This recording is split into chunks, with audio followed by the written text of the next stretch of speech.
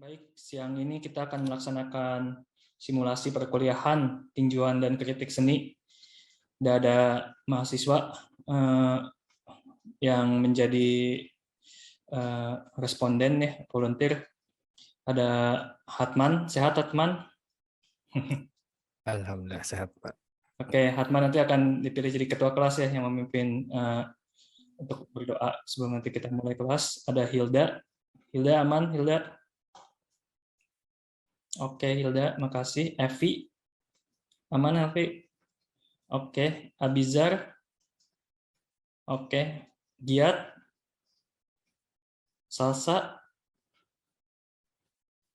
dan Emon, Erik Montella.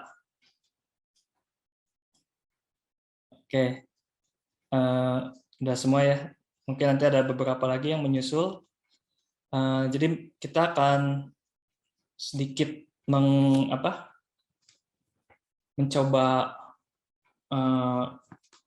membahas tentang mata kuliah tinjauan dan kritik seni. Mungkin yang udah mengambil bisa merecall lagi, terus mungkin nanti mahasiswa yang baru mau mengambil bisa melihat, membayangkan kalau nanti mengambil mata kuliah ini akan seperti apa materinya.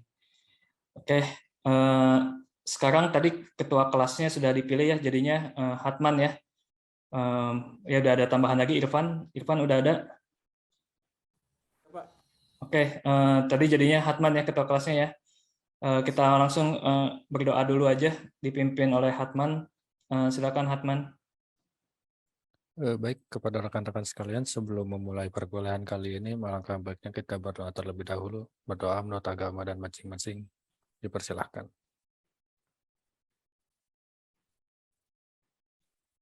Berdoa selesai. Baik, terima kasih Hatman. Baik, sekarang kita akan langsung ke materi yang namanya tinjauan dan kritik seni. Sebelumnya perkenalkan, nama saya Iqbal. Jadi saya di seni rupa Universitas Telkom dari tahun 2016 dan kajiannya memang ke arah seni rupa ya, penelitian dan yang diminati untuk di-share, dibagi ke mahasiswa, permasalahan-permasalahan seni rupa kontemporer, terus estetika, dan juga mungkin khususnya lagi seni lukis. Jadi kali ini kita akan sedikit mengulas tentang mata kuliah tinjauan dan kritik seni yang mungkin hanya beberapa bagiannya saja, karena waktunya juga cukup singkat. Kritik itu apa sih sebenarnya? Sebelum kita masuk ke lebih dalam lagi ke kritik seninya ya. Jadi kalau kita lihat di sini ada dari ini ya, Kamus Bahasa Indonesia ya, kecaman atau tanggapan. Kadang-kadang disertai uraian dan pertimbangan baik buruk terhadap suatu hasil karya, pendapat, dan sebagainya. Jadi ada pertimbangan di sini yang bisa kita jadikan kata kunci. Kemudian kalau misalnya kita lihat lagi lebih luas lagi, dia berasal dari bahasa Yunani, krites, krinein, kriterion, kritikos, yang kurang lebih ada kata kuncinya menghakimi atau hakim. Fuad Hasan meninjau istilah kritik dari kritos dan krinein yang berarti memilah-milah atau memisah-misah. Sementara dari bahasa Inggris, criticism atau kritik yang berarti kecaman atau kupasan. Ini diambil dari Mama Nur ya.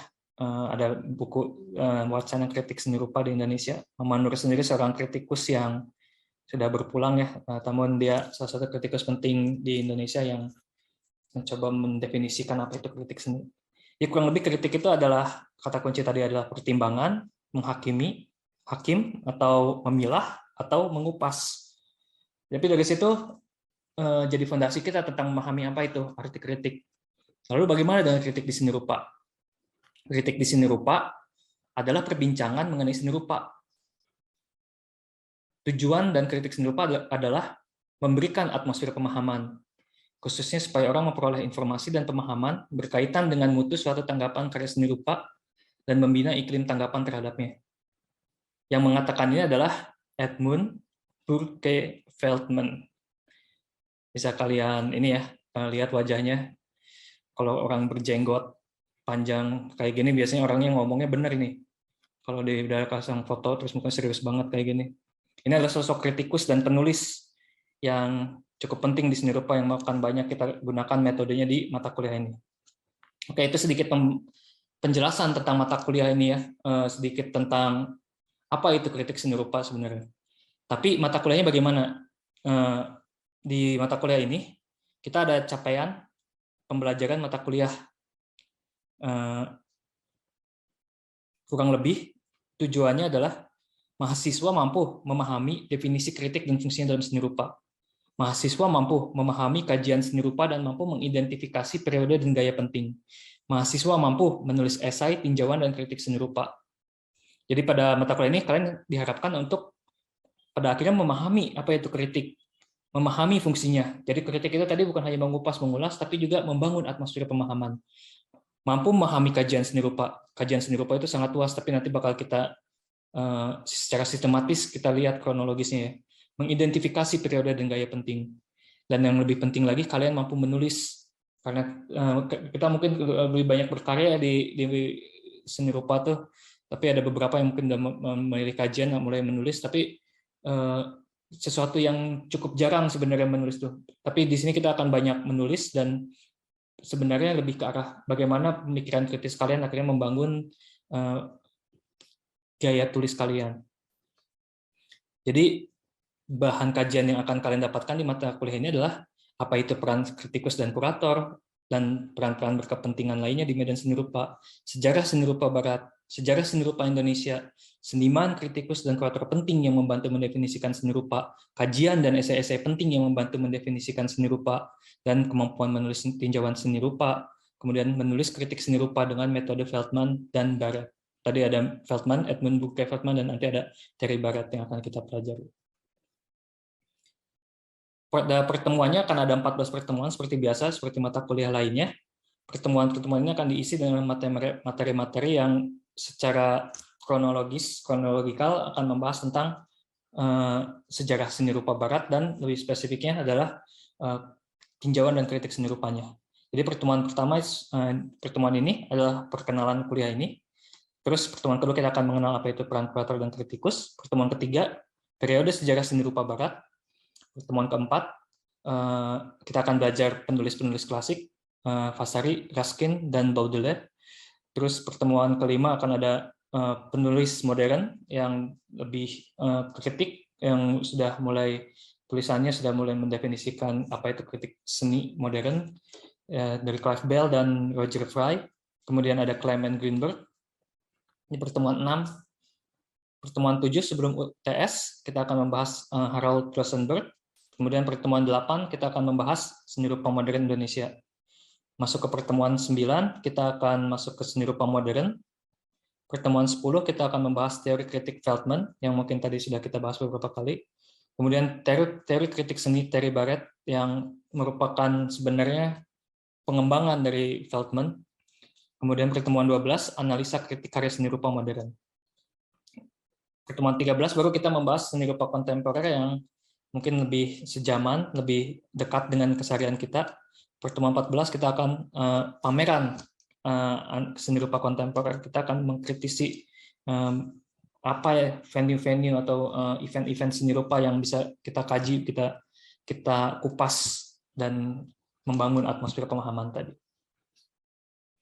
Daftar pustakanya kita akan banyak mengambil dari ini, buku Edmund Burke Veltman, Varieties of Visual Experience, kemudian ada buku Terry Barat tadi, Criticizing Art, dan untuk pendamping sejarah seni rupa Baratnya 1900 sampai 2000, An Anthology of Changing Ideas dari Charles Harrison dan Paul Wood. Kemudian untuk pendamping seni rupa modern di Indonesia, Cita-cita seni lukis Indonesia modern 1900 sampai 1995, yang nanti akan di-share file drive-nya setelah perkuliahan di LMS, Learning Management System, yang sudah biasa kalian geluti ya. Untuk UTS dan UAS ini ada beberapa contoh ya sebenarnya yang bisa kalian bayangkan.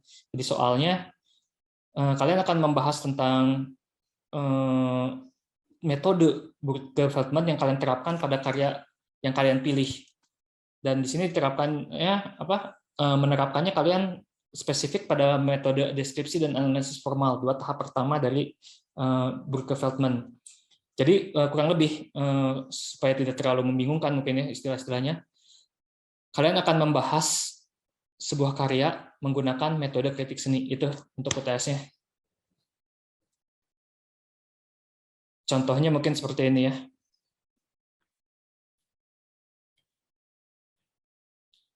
Jadi tadi kalian setelah 7 pertemuan di awal, kalian akan mengerjakan yang namanya UTS. Kalian setelah mempelajari metode Feldman, yang tadi ada analisis formal dan deskripsi, kalian akan mulai mengerjakan yang namanya mengkaji karya seni rupa dan diubah menjadi sebuah tulisan. Jadi kalian akan mengerjakan sebuah teks untuk membuat sebuah teks untuk mengkaji karya seni rupa. Kurang lebih seperti itu tesnya. Nanti ketentuannya seperti yang telah dibahas sebelumnya. Nah, yang membedakan UTS dan UAS adalah cakupannya sebenarnya. Jadi kalau tadi kalian membahas sebuah karya di UTS, di UAS kalian akan mengkaji pameran dengan panjang minimal 1.500 kata. Jadi mestinya lebih menantang ya. Kalau pameran tuh kalian bisa lebih banyak yang dibahas. Jadi kalau tadi cuma karya terbatas pada seniman dan karyanya mungkin dan faktor-faktor konteks dan konsepnya. Nah sekarang pameran tentu lebih banyak parameternya. Nanti akan sambil berjalan kita akan banyak membahas bagaimana cara membahas pameran dengan baik. Untuk komposisi penilaian nanti akan ada kuis yang nanti mungkin di akhir perkuliahan ini kita akan coba. Kemudian ada tugas esai, kemudian ada UTS dan UAS pembagiannya seperti berikut. Tentu saja UTS dan UAS yang paling besar ya. Jadi diharapkan UTS dan UAS-nya kalian sebaik mungkin. Nah sebelum kita mulai ke perkuliahan, saya pengen tahu dulu nih seberapa dekat kalian dengan seni rupa. Yang link votingnya akan dibagikan ya di link di chat. Jadi kita bisa menentukan arah perkuliahan setelah melihat seberapa dekat kalian dengan seni rupa nih. Sebentar ya, saya share dulu linknya. Akan saya share di chat. Kalian bisa klik di chatnya, linknya ada di sana. Silakan diisi. Jadi kita akan melihat apakah kalian paham apa itu yang namanya kritikus dan kurator. Sebelumnya pernah dengar? Atau seberapa sering kalian ke pameran seni rupa?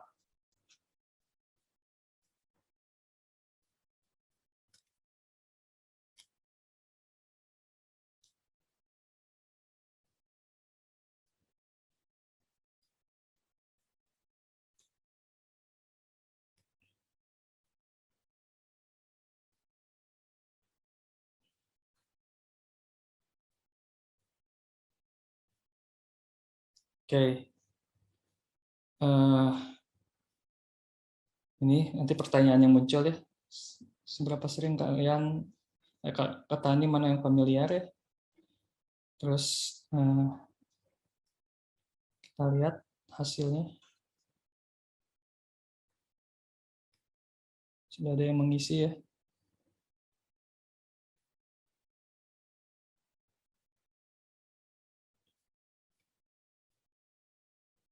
Sekarang kita lihat hasilnya. Oke, jadi udah ada 10 orang mengisi. Kritikus ternyata tidak terlalu dikenal ya. Karena itu pentingnya mata kuliah ini berarti kalian tapi sudah sering mendengar apa yang namanya kurator seni rupa. Jadi kita bisa menentukan nih bagian mana yang bakal banyak dibahas nanti di perkuliahan. Oke, untuk pertanyaan selanjutnya.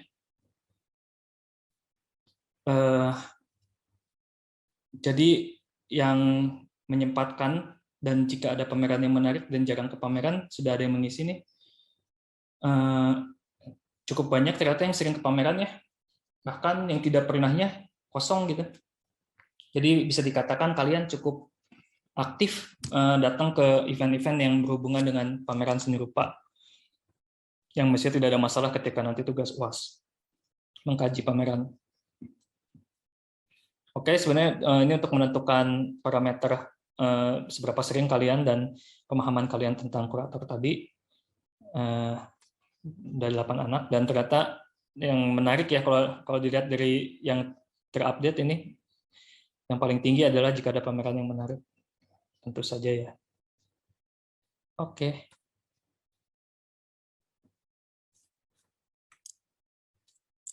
Baik, makasih sudah meluangkan waktu untuk mengisi voting tadi.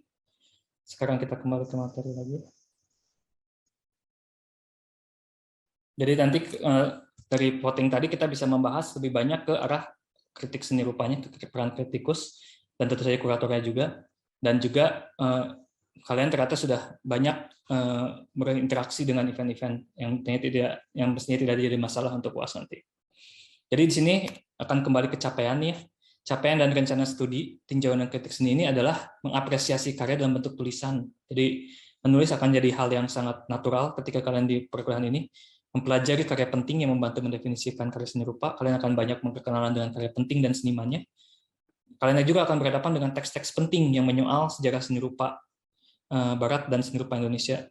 Kalian akan mengasah kemampuan interpretatif dan analisis kritis ke dalam bentuk kajian dan tulisan. Yang paling penting, kalian akan menemukan karakter penulisan sama kayak kalian menemukan karakter berkarya, kemampuan tata tulis, daya pikir kritis, dan ketajaman analisa dalam melihat suatu permasalahan. Nah, sekarang kita diskusi dulu ya, sebelum kita ke materi yang lebih lanjut tentang kritik seninya. Kalian kan mungkin udah sering ya bermain media sosial ya. Tapi kalian sadar nggak kalau ternyata media sosial itu adalah bentuk kritik. Seperti contohnya di sini ya, ini adalah contoh ada permasalahan nih, ada isu nih.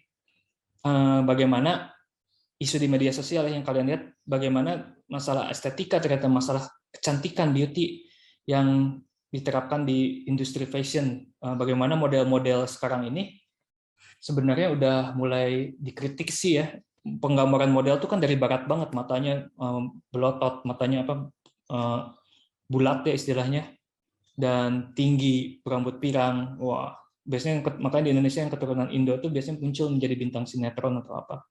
Nah, sekarang dikritisi nih, cantik dan ganteng tuh nggak harus seperti itu. Cantik dan ganteng itu punya kearifan lokal juga.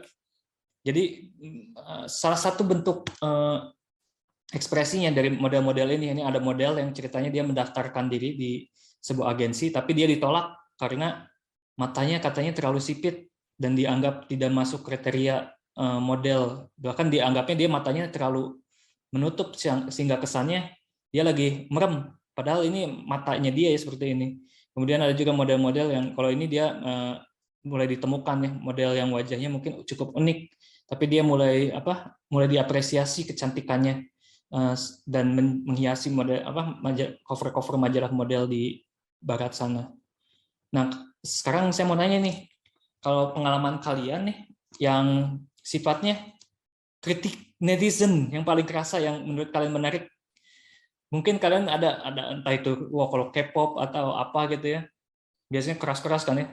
Gimana? Coba siapa yang mau berbagi pengalamannya keseharian kalian dalam bentuk kritik, terutama di media sosial. Siapa yang mau komentar mungkin?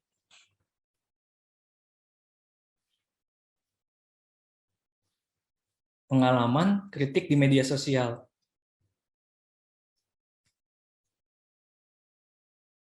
Bisa contoh kasusnya seperti K-pop ya, atau mungkin ada yang dihujat ya karena berlaku sesuatu. Bisa seperti itu. Nggak harus dengan seni ya, jadi bisa apapun itu di media sosial. Oke, Hatman mungkin ada pengalaman apa nih Hatman? Boleh cerita? Paling bukan pengalaman pribadi apa ya jatuhnya. Cuman kan saya cukup sering main sosial media, terutama di Facebook. Oke. Ya sering ada sih Pak kritik-kritik baik itu di dunia entertainment, apalagi yang terjadi akhir-akhir ini mengenai satu film animasi kayak gitu. Terus Gimana tuh? juga yang filmnya di itu yang apa kemarin tuh yang ramai tuh yang Buzz Lightyear itu Pak, yang ada scene LGBTQ gitu Oh, kan. Buzz Lightyear. Ya, ya. Menarik tuh. Itu kan di kritiknya ada pro kontra lah ya pastinya. Namanya juga suatu kritik. Cukup ini sih, cukup membuka wawasan juga karena ketika ada kritik tersebut, baik itu ada yang pro ada yang kontra, di situ kita bisa menemukan di komen-komennya ada dua kubu gitu kan ya. Yang ini jelasin tentang ini, entah itu tentang budaya setempat yang menjadi tempat apa harus ditayangkannya film atau animasi tersebut, entah itu perihal ideologi yang dibawa oleh mereka yang ingin diterapkan ke semuanya. Jadi di situ kita kadang konsep pribadi kan cuma nyimak ya Pak ya jatuhnya, nggak terlalu ikut-ikutan dan segala macam karena itu di luar konteks saya gitu. Jadi cukup unik sih, itu juga berarti kan menjadi salah satu masukan bagi dunia industri, terutama untuk kemarin yang film Buzz Lightyear akan dibawa kemana, harus harus diulang lagi kan untuk entertainment dan lain-lain, mau dibawa kemana kah film ini, siapakah target marketnya dan lain-lain, dan apakah apabila ini tidak diterima oleh banyak masyarakat dengan adanya tentang kultur atau budaya, bagaimana pihak agensi atau industri tersebut menanggapinya. Cukup seru sih Pak kalau yang kemarin menurut saya kritik tersebut. Oke, menarik ya. Memang kalau misalnya dibawa ke ranah publik tuh sesuatu bisa yang sebenarnya bisa kita katakan apa ya? Ya mungkin bukan sederhana tapi mungkin skalanya kecil tapi ketika di publik dia menjadi besar gitu karena memancing reaksi berbagai ideologi mungkin ya, pendapat kritik tadi yang lebih banyak lagi, beragam lagi sudut pandangnya. Oke, tadi salah satu contoh ya memang sangat menarik ya, terutama isu-isu seperti sekarang ini kan ada istilah woke culture ya, yang istilahnya yang sebelumnya menjadi minoritas LGBTQ sekarang mulai naik nih dan tentu saja memancing kontroversi ya, salah satunya di dunia animasi tadi. Menarik Hartman, mungkin itu salah satu contoh kasus yang terbaru ya di animasi Buzz Lightyear itu. Makasih Hartman. Ada lagi mungkin yang mau cerita pengalaman di media sosial kah atau di keseharian kalian yang berhadapan dengan yang namanya kritik, bentuk penghakiman, bentuk ya yang sifatnya tadi ada seperti kontroversinya mungkin, atau mungkin hal-hal yang lebih sederhana lagi, yang kecil lagi, komentar-komentar yang nyinyir atau apa dari media sosial yang mungkin nanti bisa kita lihat sebagai sebuah bentuk kritik, cara mengkritisi yang mungkin tidak baik ya, tapi itu salah satu contoh bentuk kritik sebenarnya kalau kita perluas makna kritik ini. Ada lagi mungkin?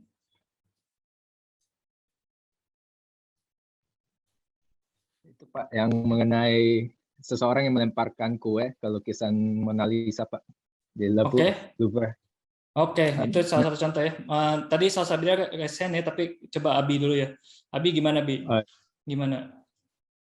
Kenapa Jadi, itu menarik menurut Abi? Menariknya itu karena ada kelompok yang tidak setuju banget. Terus ada kelompok juga yang mengatakan kalau atraksinya itu terhitung sebagai sebuah karya seni juga. Nah, yang saya pertanyakan pribadi itu batasnya karya seni itu sampai mana? Apakah benar itu terhitung sebagai karya seni atau sekedar mencari masalah, pandal gitu Pak? Sensasi ya. Oke, jadi kita perjelas lagi konteksnya ya. Mungkin ada yang nggak tahu ceritanya. Jadi yang Abi maksud di sini itu adalah di sebuah galeri Louvre ada karya namanya Mona Lisa, karya Leonardo da Vinci ya, mungkin salah satu karya terkenal di dunia ya. Karya itu menjadi sebuah ikon seni rupa ya, ikon seorang sosok Da Vinci yang jenius. Nah, sekarang si ikon itu, simbol seni itu dilempar kue sama orang yang katanya yang membela hak asasi. Dia mengangkat isu tentang lingkungan dan bagaimana seni semakin jauh mungkin dari kehidupan, dan ini buat orang-orang elit aja. Nah, tadi Abi mempertanyakan apakah ini bentuk seni ataukah ini justru protes atau bagaimana, dan bagaimana kalau itu bentuk seni, apakah itu bentuk seni yang berhasil, apakah itu jadi mempertanyakan batasan antara seni dan bukan seni gitu. Itu menarik juga, betul. Jadi memang ada beberapa tanggapan nih menanggapi isu itu. Kalau memang betul itu bentuk seni ya, tentu saja itu seni yang kalau menurut orang ya secara pribadi itu agak-agak berbahaya ya karena sifatnya vandalisme, merusak gitu. Kalau diikuti oleh seniman-seniman muda lainnya itu akan berpotensi apa ya menjadi ya sensasi yang sifatnya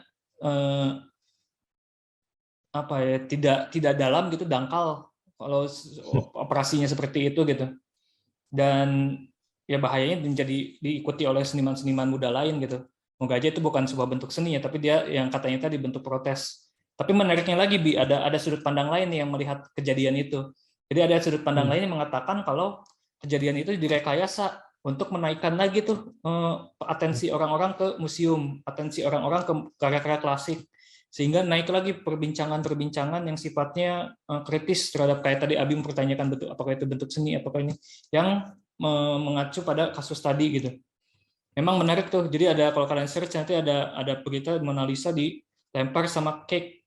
Terus rusak lukisannya. Untungnya itu kalau nggak salah Mona Lisa tuh udah diganti beberapa kali ya yang dipajang tuh. Jadi itu bukan karya aslinya kalau nggak salah. Jadi karya aslinya itu disimpan, diamankan di mana gitu.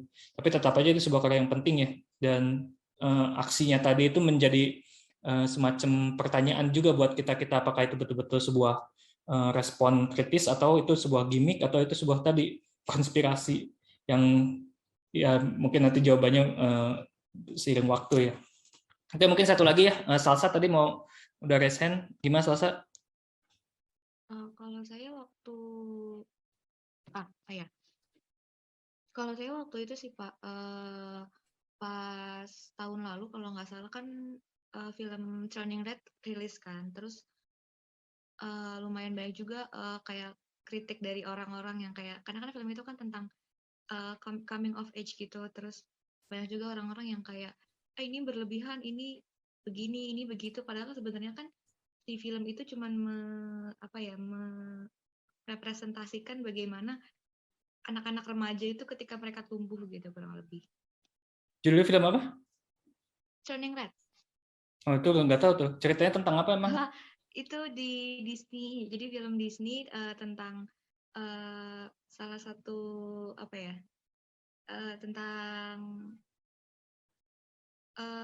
jadi ada seorang anak itu yang dia umur usia remaja lah, SMP, SD, SMP gitu, yang dia tuh punya keluarga yang cukup keras gitu kan sama budaya dia.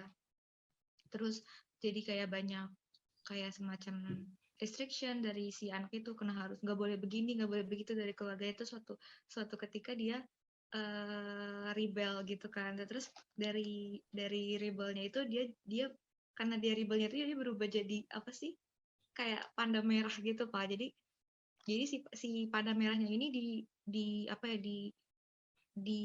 kayak sebagai representasi dari emosi remaja yang masih labil gitu. Jadi kayak kalau dia terlalu senang, dia jadi berubah jadi hewan tersebut. Kalau misalnya terlalu sedih atau terlalu marah gitu. Oke. Dan banyak orang yang bilang kayak too much gitu. Padahal kan itu sebenarnya secara nggak langsung ya emang banyak kan remaja yang kayak gitu. Ya. Menarik sih filmnya. Baik, kebayang ya. Jadi film animasi yang membahas remaja, terus mungkin dianggap ini dia dimasuknya film anak-anak nih, tapi kok terlalu keras, terlalu kontroversial, si materi terlalu berat lah buat anak-anak. Ya memang ini juga jadi masalah kayak Buzz Lightyear tadi mungkin ya, film yang kesannya untuk anak-anak, tapi ternyata isinya tuh kontennya lebih berbobot gitu, lebih berat lagi. Nah itu sebenarnya lebih ke ini ya, negosiasi dengan censorship dan bagaimana konteks tempatnya juga menjadi penting gitu. Yang mungkin nanti bisa kita bahas lebih dalam di materi-materi seni rupa nih. Yang nanti akan kita bahas di slide berikutnya ya. Nah ini juga sangat kuat hubungannya nih ketika masih materi ke kehidupan keseharian tadi di media sosial. Oke. Tadi makasih ya Salsa sama Abi sama Hatman tanggapannya. Jadi cukup menarik tadi itu bagaimana kritik di dalam keseharian kita dengan contoh kasus tadi di media sosial. Hatman mungkin dari kasus film Buzz Lightyear, Abi dari kasus merusakan karya Mona Lisa dan salsa dari film Turning Red ya kalau nggak salah. Nah itu salah satu contoh bagaimana permasalahan isu dan dikritisi oleh publik gitu. Dan di seni rupa juga ada nih ya contoh kasusnya seperti yang akan saya tampilkan berikut ini. Jadi di tahun 2005 tuh ada yang namanya karya Pink Swing Park karya David Lingard dan Agus Wage. Nah karya ini menjadi kontroversi karena muatannya yang dianggap memiliki konten pornografi.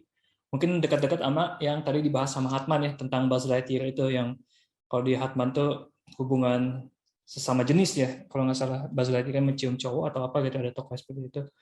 Nah di sini kontennya lebih ke sebenarnya ini lebih ke salah paham mungkin ya karena kalau disebut pornografi kalau kalian perhatikan detailnya di sini tuh auratnya ditutupi yang katakanlah yang genital aurat yang ini tapi memang prosesnya tetap masih seksi ya tapi senimannya ada kesadaran oh ini di Indonesia berarti jangan sampai si aurat yang terlalu frontal gitu dan karyanya sendiri mau nggak mau dia seperti ini karya ngomongin tentang Taman Eden tuh kisah tentang Adam dan Hawa bagaimana digambarkan Adam dan Hawa itu pertama kali muncul tentu saja telanjang gitu ya sebagai manusia pertama dan yang dipilih yang menjadi salah satu alasan ini menjadi sangat meluas karena modelnya adalah seorang bintang film bernama Anjas Mara yang pada tahun 2005 mungkin namanya masih kenceng ya seorang selebritis lah katakanlah sehingga karya ini meluas di publik mengatakan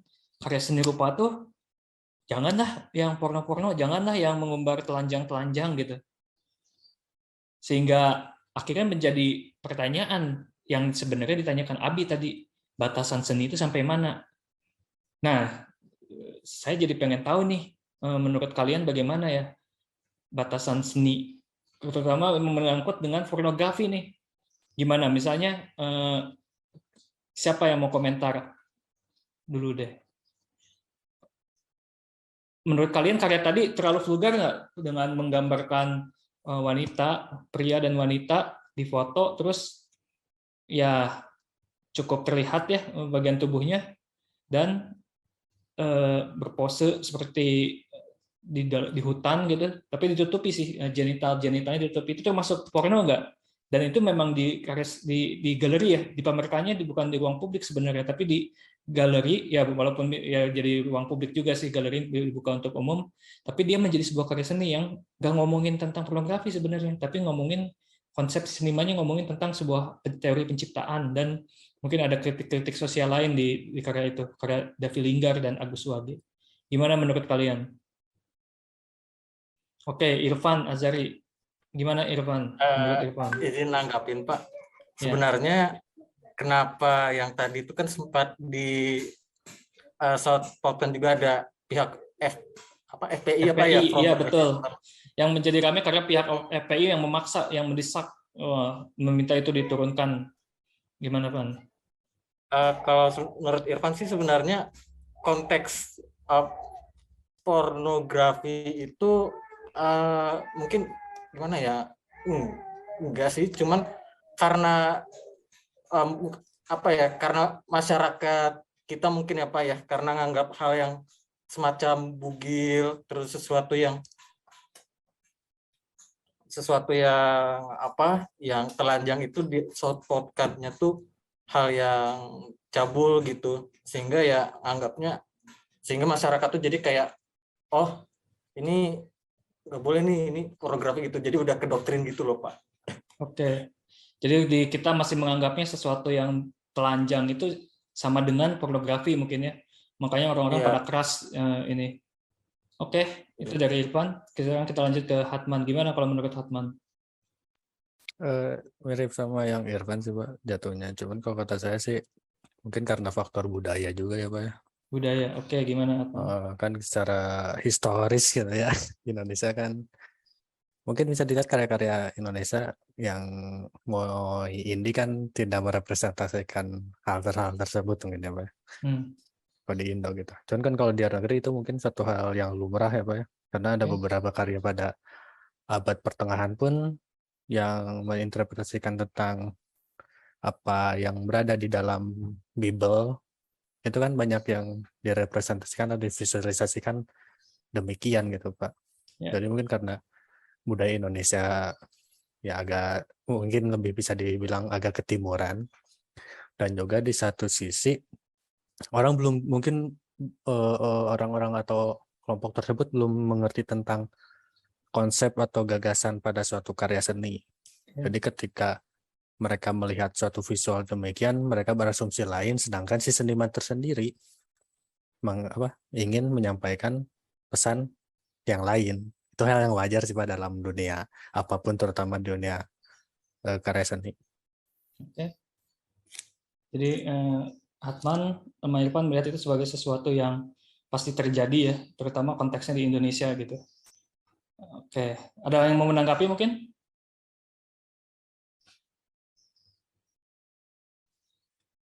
Oke, kalau nggak ada, menurut orang nih ya, personal nih ya, memang menarik ya karena memuat karya yang kontroversial seperti pornografi seperti ini.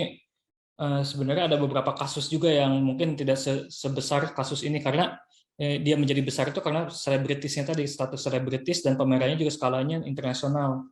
Yang diharapkan sebenarnya skala internasional itu hal-hal seperti ini tidak terjadi, dan akhirnya pameran ini jadi ditutup selamanya. Cukup ramai sebenarnya pada tahun 2005 itu di dunia seni ya. Jadi kuratornya menghadapi kesulitan juga, dia sayangnya tidak berdebat sampai selesai menyelesaikan permasalahan ketika kasus ini terjadi, tapi dia juga menyayangkan kenapa ini mesti terjadi gitu.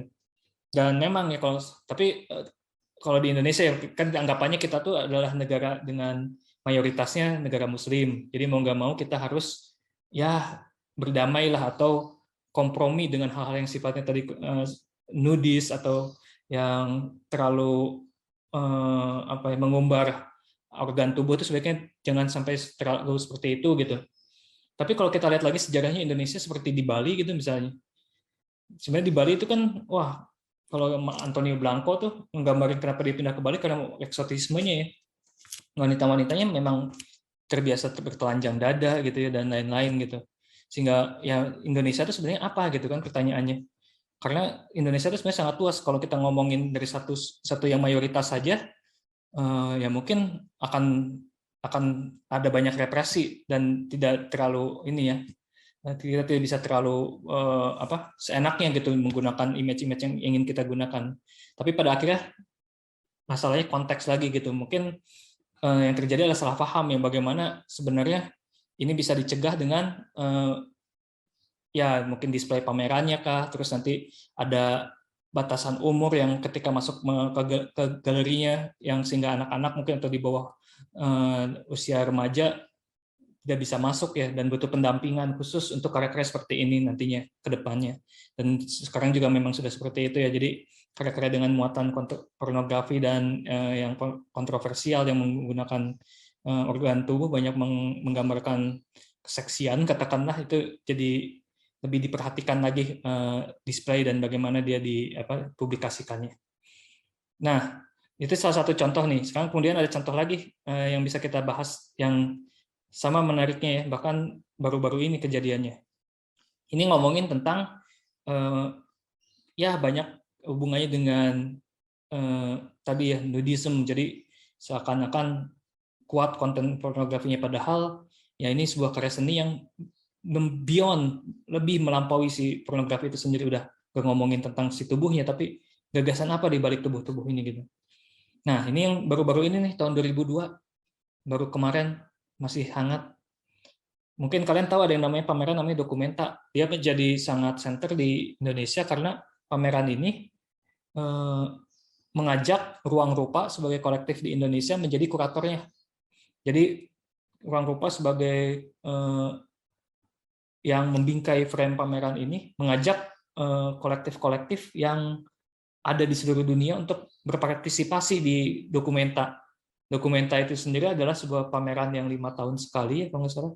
Dia tuh pameran yang bergengsi yang menampilkan karya-karya yang menjadi karya-karya seniman-seniman penting di masanya ya, di masa setiap 5 tahun itu gitu. Dan ya yang pameran di Documenta, Joseph Beuys, seniman-seniman besar lainnya, itu biasanya membawa karya-karya yang memang menjadi perbincangan selanjutnya setelah pameran ini, dan publik Jerman cukup antusias ya menantikan karya-karya berikutnya seperti apa gitu, dan publik dunia sebenarnya. Dan karya yang menjadi perbincangan kita hari ini adalah karya Taring Padi. Jadi Taring Padi itu adalah kolektif di Indonesia yang cukup kritis, terutama di masa pemerintahan Soekarno ya. Karya-karya muat dengan kritik sosial yang tinggi gitu. Mereka membuat sebuah karya yang judulnya People's Justice, yang sebenarnya karya cukup lama, yang dipamerkan di beberapa tempat di Indonesia. Itu sebuah karya semacam mural ya. Ada banyak diversifikasi karyanya, ada kayak wayang-wayangan, ada baliho besar, dan ada muralnya yang menampilkan sosok yang dikatakan oleh publik Jerman antisemit. Antisemit itu jadi anti Yahudi gitu. Yahudi itu kan ya kita tahu banyak sejarah panjang ya, sehingga dia dianggap sebagai simbol dari penguasaan otoriter, totaliter, dan sosok di balik perang-perang. Nah, menjadi unik di Jerman karena Jerman itu memiliki sejarah dengan Nazinya itu ya. Bagaimana yang menjadi korban adalah Yahudi. Walaupun itu ada banyak kontroversi lainnya yang mengatakan apakah betul seperti itu, seperti Holocaust dan lain-lain gitu. Nah, konteks menjadi penting lagi nih di karya Taring Padi ini. Jadi dia menggambarkan sosok-sosok yang dikatakan antisemit, yang memiliki bintang Daud, terus sosok yang identik dengan rabi Yahudi tapi memiliki wajah yang mengerikan gitu. Ini menunjukkan keberpihakan Taring Padi ya, dan publik Jerman merasa keberatan dengan karya ini karena muatannya antisemit nih, anti Yahudi, sementara Jerman sendiri sedang berusaha memulihkan diri dari permasalahan-permasalahan seperti itu.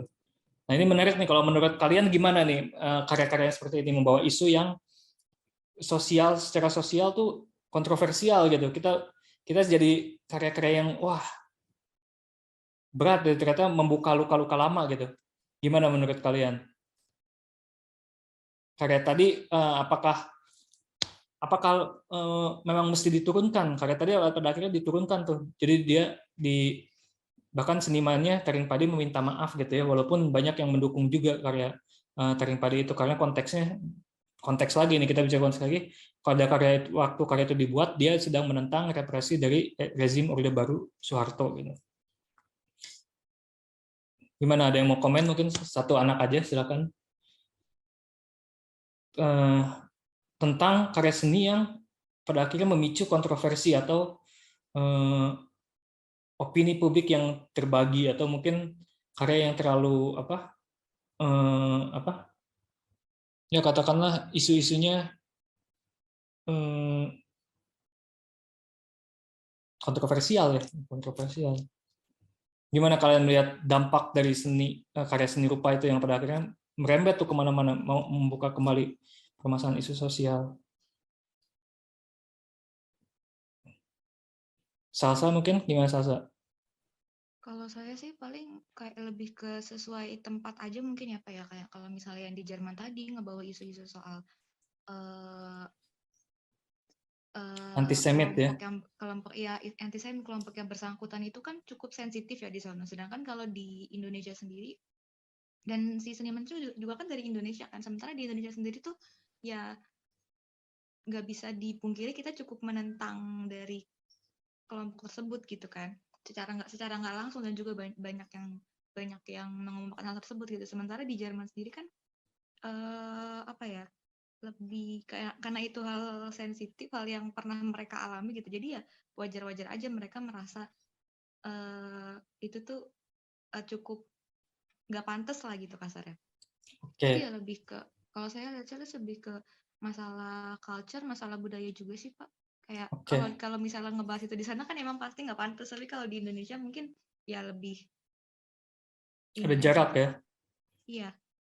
Oke, bagus Salsa.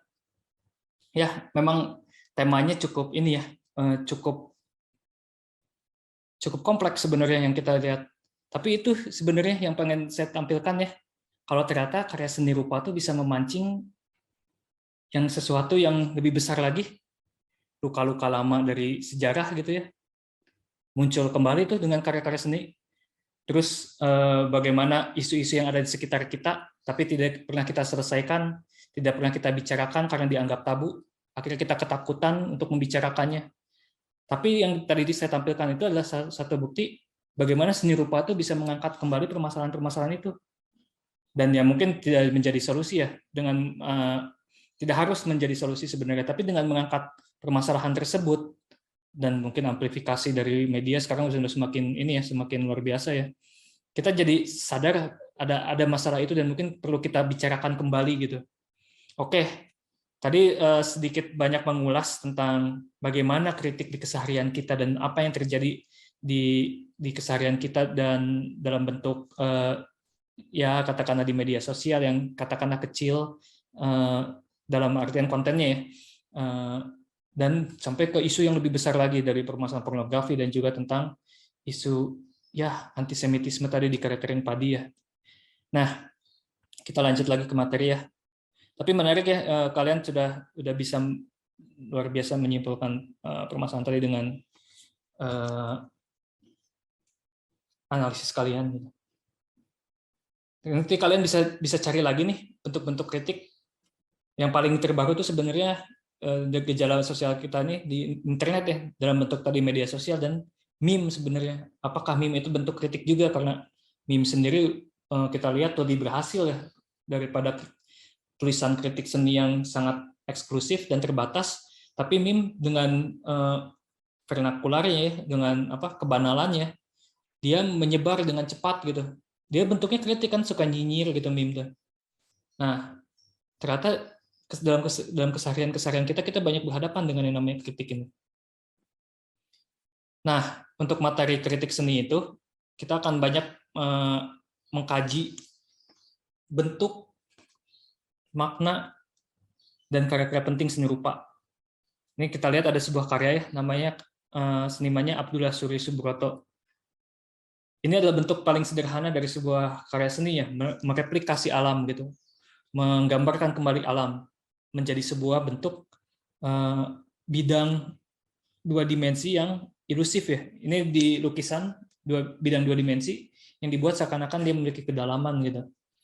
Prosesnya tentu saja senimannya menghabiskan waktu yang cukup lama ya untuk menciptakan karya seperti ini ya. Abdullah Suryo Subroto namanya. Nah, Abdullah Suryo Subroto ini dia dikenal sebagai seniman Moai Indi. Tadi mungkin Hatman sedikit menyinggung Moai Indi ya. Indi yang indah, menggambarkan keindahan alam di Indonesia.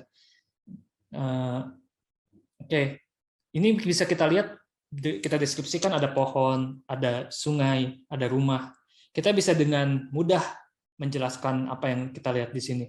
Karena kita tahu bentuknya, udah ada namanya, klasifikasinya, jenisnya pohon, ada gunung, ada sungai, dan lain-lain.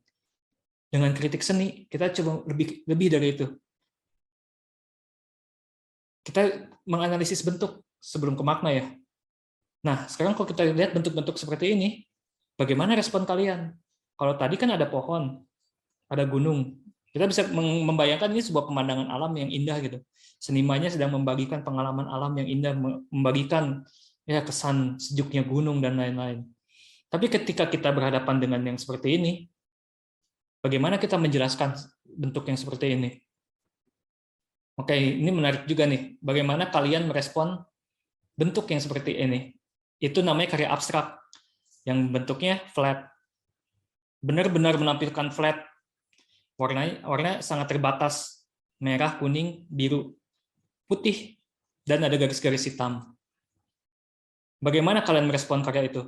Apa yang kalian tangkap dari karya itu? Bagaimana kalian mungkin bisa menginterpretasikannya? Kalau bisa menginterpretasikannya, silakan. Oke, sudah ada Hilda ya. Silakan Hilda. Mungkin karya yang Piet Mondrian tadi termasuk ke menyimplifikasikan bentuk dan warna, Pak. Oke. Dari bentuknya jadi ya. Iya, kayak representasiin suatu hal yang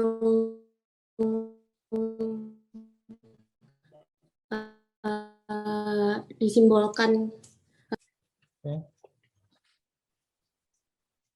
Yang disimbolkan ya, gimana? Tadi mungkin jaringannya agak nge-lag.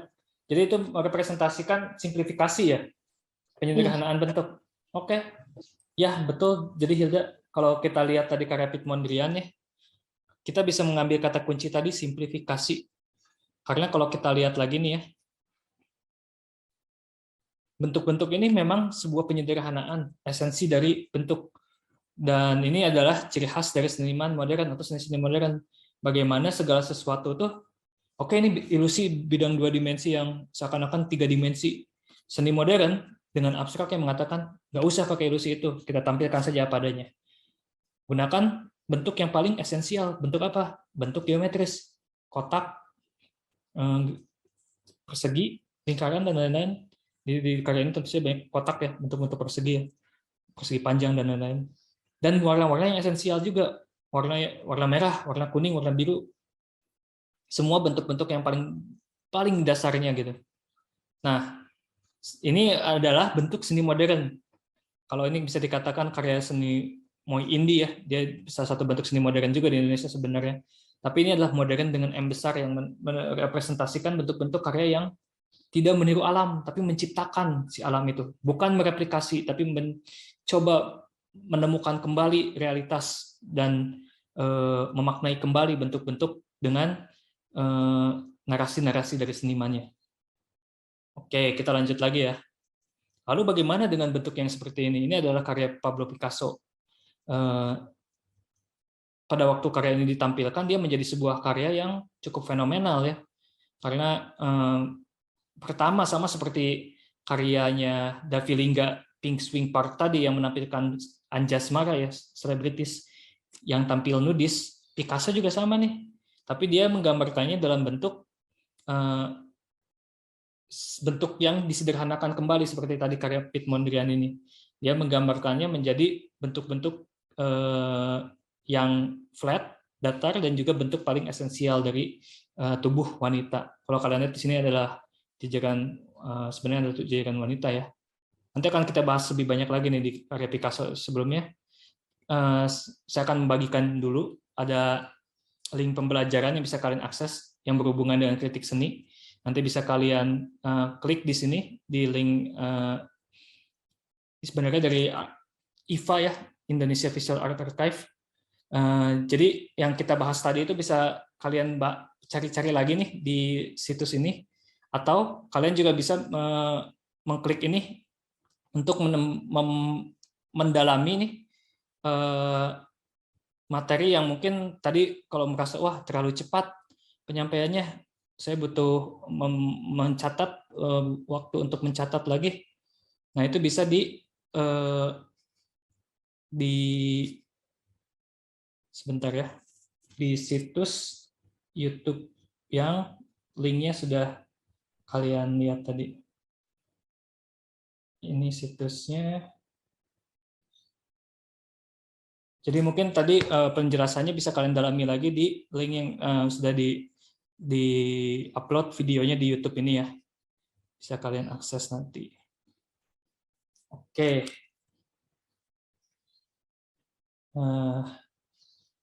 Sekarang kita coba bahas yang tadi karya Picasso tadi. Tadi kita udah sedikit melihat ada gambaran tuh karyanya seperti apa.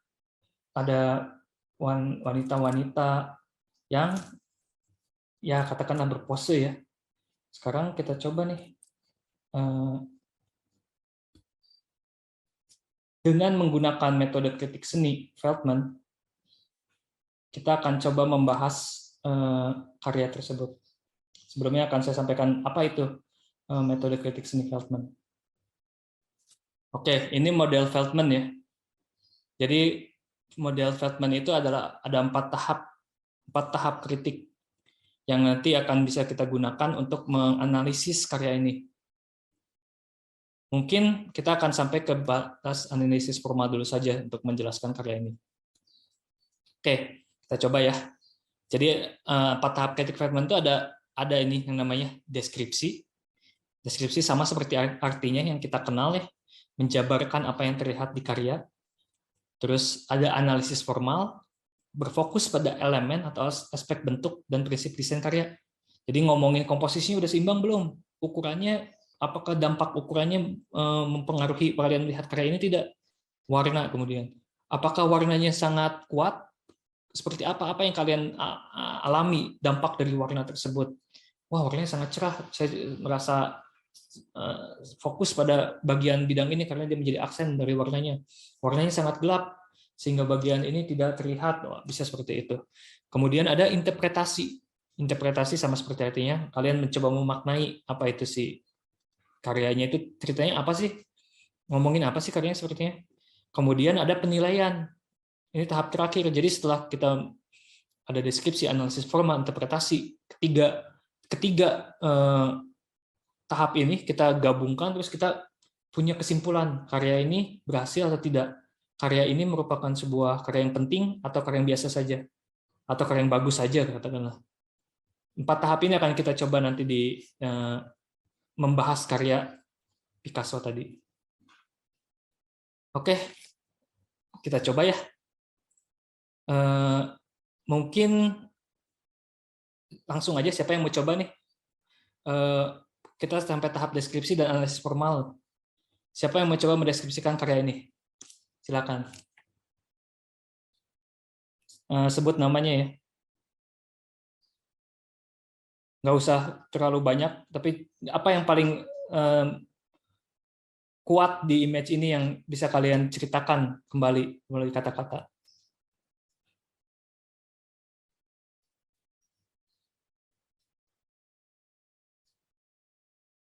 Langsung aja, gimana?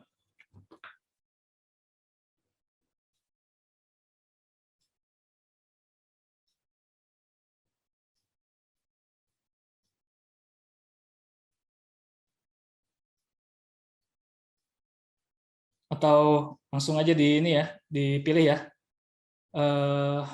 Oh, Irfan bisa ya? Oke, kita coba Irfan. Gimana Irfan? Apa nih yang ketika Irfan lihat, apa yang paling terpantik dari Irfan yang bisa dideskripsikan? Kalau Irfan perhatiannya Pak, kalau menurut Irfan itu jadi lebih fokus ke objek yang si wanitanya itu. Sama karena gimana ya, jadi yang seharusnya mungkin gambarnya itu yang mungkin kalau harusnya mungkin realis, tapi ini jadi kayak minimalis gitu. Kayak lebih sederhana gitu loh Pak gambarnya. Oke, jadi objek-objek wanita ini yang bagi Irfan, wah langsung kuat, begitu kuat di karya ini ya? Iya Pak. Karena warnanya juga mungkin ya, karena warna si objek ini sangat flat gitu dan sangat terang ya. Oke. Iya Pak. Jadi selain itu Irfan juga menyinggung tentang bagaimana si bentuk ini disederhanakan ya menjadi bentuk yang lebih katakanlah menyerupai patung-patung yang dipahat di suku-suku kuno gitu ya, di Afrika mungkin ya, karena senimannya Picasso itu ini karya Picasso ya, tadi udah dilihat namanya di Avignon, bagaimana dia terinspirasi patung Afrika dan kemudian dia melukiskan dalam bentuk bidang 2 dimensi yang seperti gambar anak-anak sudah distilasi. Jadi tadi Irfan sudah menjabarkan ya, menggambarkan bagaimana bentuk ini sudah dibuat sederhana, bentuk-bentuk tubuh dibuat menjadi kaku seperti patung, dan itu belum sampai masuk tahap interpretasi karena kita baru masuk tahap deskripsi nih. Oke, berikutnya kita akan masuk ke tahap analisis formal. Oke, sekarang kita di tahap analisis formal nih. Analisis formal itu kita lihat definisinya ya. Dia tuh unsur bentuk, gampangnya, sederhananya. Jadi karya ini tuh apakah dia seimbang, apakah karya ini warnanya dominan yang mana, mediumnya apa. Medium juga bisa unsur bentuk. Salah satu unsur bentuk adalah medium kanvas. Bagaimana kanvas itu ukuran kanvasnya mempengaruhi bagaimana cat itu si pengelukis cara melukiskannya mempengaruhi si image ini. Nah, bagaimana tuh si unsur rupa di karya Picasso ini? Oke, siapa yang mau coba menganalisis formal unsur bentuk, menganalisis medium dan komposisi di karya ini? Siapa yang mau coba?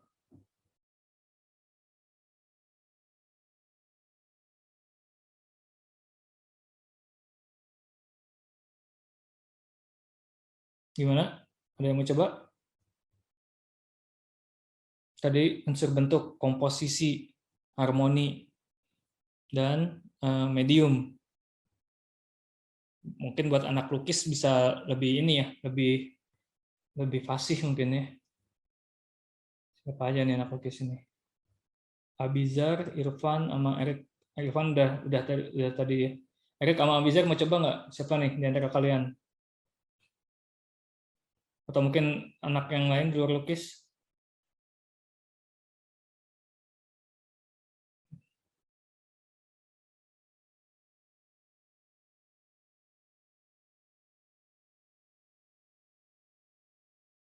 Gimana?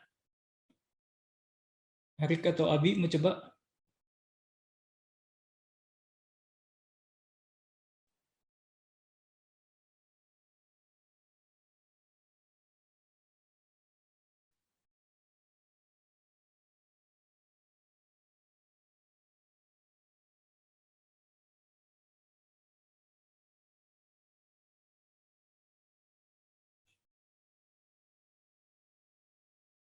Oke, Abi ya. Silakan nanti di-share screen dulu, Bi. Baik. Oke, ini analisis formal unsur bentuk. Gimana komposisinya? Gimana warnanya? Menurut Abi gimana karyanya? Kalau secara komposisi menurut saya udah seimbang. Terus Oke, antara ranah objek-objek yang ditampilkan ada 5 wanita. Terus ada background yang yang gelap, terus ada yang lebih cerah untuk untuk menampilkan antara gelap terang biar menunjukkan bahwa objek wanita tersebut ada di depan dengan latar yang lebih gelap daripada kulit wanita yang berwarna krem, warna kulit gitu. Terus dari bentuk patahan-patahan atau kubisme itu memang ya ciri khasnya Pablo Picasso yang ingin tampilkan dalam karyanya ini. Terus kalau dari bentuk wajahnya itu mengingatkan dari itu topeng-topeng atau patung-patung dari Afrika yang Afrika tadi ya. tradisional gitu. Ya. Yang itu sih Pak yang saya Oke. tangkap. Kalau dari medium Picasso khasnya ya oil pada kanvas. Oke, sip. Makasih Abi. Jadi Abi tertarik pada komposisinya udah kata Abi seimbang ya walaupun tidak simetris. Jadi di sini kita bisa lihat nih ya, komposisi itu nggak harus simetris, nggak harus dia kiri kanan ada keseimbangan secara proporsional. Tapi ada yang namanya keseimbangan atau harmoni asimetris. Jadi mungkin warna-warnanya terlihat agak menyebar gitu ya, tapi di situ justru menyeimbangkan. Dan di sini kita lihat ya komposisinya dia cukup. Jadi tadi enak dilihat ya, masih agak nyambung karena mungkin kita kalau dia melihat sebagai warna, ini ada cerahnya, ini ada gelapnya, disebarlah dia si warna-warna ini. Warna yang ini ada di sini, warna ini ada juga di sini, warna yang cukup gelap ini ada di sini dan juga ada di sini gitu, disebar warnanya. Dan tadi Abi juga membahas medium oil itu sudah menjadi ciri khas dari Picasso ya. Jadi walaupun dia tertarik sama patung Afrika, tadi Abi juga ngelihat ini mirip patung Afrika karena memang betul ya, ini Picasso terinspirasi patung Afrika seperti tadi udah dibahas di awal. Jadi dia lihat, oh oke, patung Afrika, tapi dia nggak bikin patung, dia pindahkan, dia translasikan si objek itu menjadi sebuah lukisan. Nah, karya ini menjadi karya penting karena pada waktu itu orang nggak nyangka nih seorang Picasso bikin karya kayak gini. Kalau dulu di awal-awal sebelum kubisme, Picasso itu karyanya sangat realis ya, sangat naturalis gayanya itu, meniru alam dengan lebih menyerupai lah si image-image walaupun masih kuat kesan gaya lukisannya yang lebih liar itu. Tapi ketika ditampilkan karya ini orang nggak nyangka, wah kok Picasso bisa ya bikin karya kayak anak kecil, maksudnya apa nih? Jadi pertanyaan kemudian, karena kita sudah tahu Picasso udah pernah bikin yang gayanya sangat karakternya kuat, Blue Period nama karya-karyanya pada waktu itu. Dan itu lebih realis, lebih naturalis. ketika Picasso bikin ini, tentu saja kita udah tahu Picasso pasti membuat sebuah statement dengan membuat karya yang bentuknya sangat sederhana ini. Tapi di balik kesederhanaan itu justru terdapat kompleksitas seperti bagaimana pada akhirnya karya ini menjadi sebuah karya yang disebut protokubisme. Yang nanti akan kita bahas apa itu kubisme dan bagaimana dia mempengaruhi kebudayaan modern di seni rupa. Oke, mungkin materinya sebenarnya sudah selesai sampai sini ya. Tapi saya pengen tahu nih gimana kalian mencerna materi yang cukup sebenarnya singkat tapi padat ya, cukup banyak yang kita dapat nih. Kalian bisa klik ini joinmyquiz.com.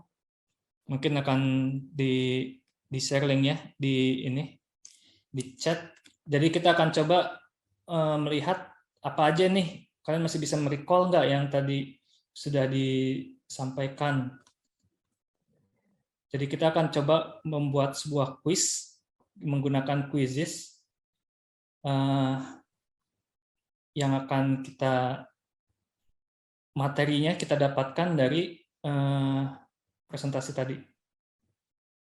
Saya share di chat ya.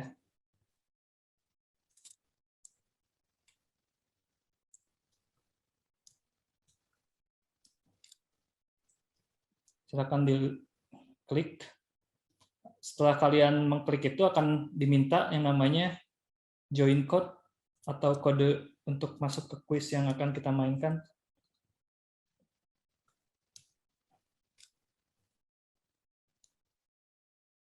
Silakan dimasukkan kode kuisnya, ada di chat, jadi diklik linknya, terus kode kuisnya dimasukkan, kita coba ya.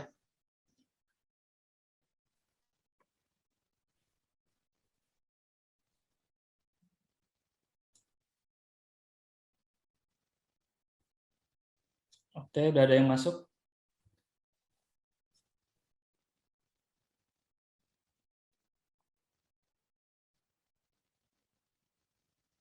Udah ada hehe. Klik Eric Montella, Salsabila, Hatman, Irfan, J, U. Oke. 2, 3, 4, 5, 6, 7, 8. Udah semua ya? Oh, 7. Baru 7 nih. Sorry. Oke, Filia udah ada ya. Nah, sekarang kita coba ya. Kuisnya silakan kalian lihat di browser kalian ya. Kita mulai kuisnya sekarang.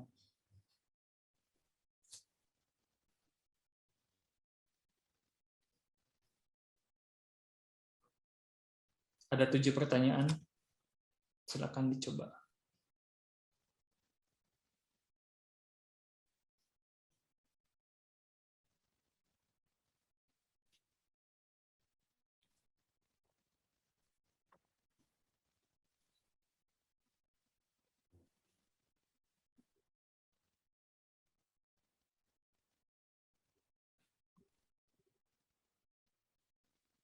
Oke, J sama Salsabila sama Hehe nih. Eric Montella juga. Salsabila.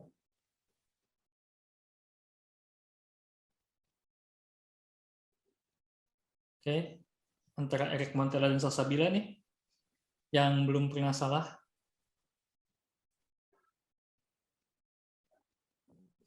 Ingat-ingat lagi pertanyaannya.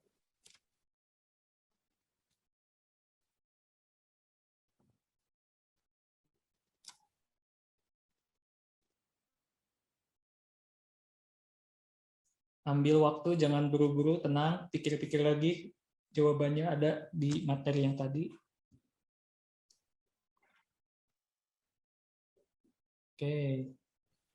Hehe udah selesai dan poinnya 4 ya. Dan J juga. Hehe itu siapa ya? Hilda, Pak. Hilda. Hilda juga waktu itu pernah ikut quiz kayak gini juga kan ya. Menang waktu itu Hilda ya. Kuisis yang waktu intermedia kalau nggak salah. Oke. Hilda, wah ke-1 nih, skornya paling tinggi 60. 666 and then mantap. 6400 kedua Salsabila. Ketiga J siapa J? J itu siapa ya? Saya, Pak. Oh, Abi. Oke. Iya, Pak. Mantap. Berarti juara satunya Hilda ya. Kedua Salsabila. Alhamdulillah. Ketiga Abi. Terus Erik Montella. Keempat, yang 4 ini jawabannya benar semua, lumayan. Oke. Kelima Irfan. Salah di nomor 4 ya, Pan ya. Nggak apa-apa. Evi di nomor 2. Yu siapa nih Yu? Bapak. Bapak nggak sih? Enggak, gue nggak ikutan kuis, jadi bandar ya. Oh ya enggak ya. Bandar kuis. Giat kali ya ini, kan 8 Iya, Pak. anak. Iya, Giat di nomor 3 dan 5, terus Hatman di nomor 4 dan 7 ya. Oke, kita lihat pertanyaannya ya. Kita lihat si sosok brewokan tampak serius ini siapa namanya? Ini Edmund Burke Feldman ya. Jadi jawabannya Feldman, kritikus dan penulis buku yang membahas 4 tahap metode kritik gitu. Edmund Feldman. Kemudian pertanyaan kedua, yang karyanya diminta diturunkan oleh Ormas FPI di CP Biennale, ada 2 seniman, David Linggar dan Agus Wage. Oke, siap. Bagus. Kemudian yang ketiga nih, karya Tereng Padi. Antisemitisme ya isunya ya, karena di Jerman sensitif sekali masalah itu. Kemudian yang keempat, pelukis menggambarkan pegunungan yang indah di Priangar bernama Abdullah Suri Subroto. Jadi dia tuh bapaknya Basuki Abdullah nih. Abdullah tua panggilannya. Pelukis Moi Indi. Kemudian ini yang tadi dibahas kita ya tentang seni modern itu adalah Piet Mondrian. Oke, sip. Dan ini yang terakhir, yang ke-6 ya, seniman yang gaya kubisme. Ini adalah Pablo Picasso ya. Oke, nah ini terakhir, Feldman menggunakan analisa bentuk, komposisi, dan warna bernama analisis formal. Oke, sebenarnya ya masih cukup mudah ya, dan lumayan ada 4 anak yang bisa menjawab benar semua. Makasih.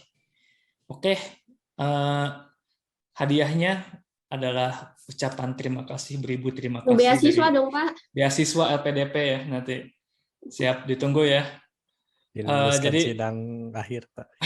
4 mahasiswa beruntung akan dikirim ke Zimbabwe nanti untuk menghadiri perkuliahan LPDP S2. Oke, makasih waktunya dan Makasih, Pak. Responnya. Tadi cukup ramai ya. Kalian mungkin wah, dalam waktu sesingkat ini banyak sekali materi yang di ini, tapi bisa kalian akses di LMS, atau kalian ini di LMS ya, ini tinggal diklik LMS-nya, atau kalian bisa kontak ini nomor kontak saya 0816767. Terus bisa kalian email kalau ada pertanyaan-pertanyaan yang berhubungan dengan mata kuliah. Oke, akhir kata banyak terima kasih buat kalian. Semoga kita sama-sama terus belajar ya dan terus penasaran sama yang namanya seni rupa. Makasih waktunya. Sekian. Terima kasih, Pak. Sip. Mantap. Terima kasih, Pak.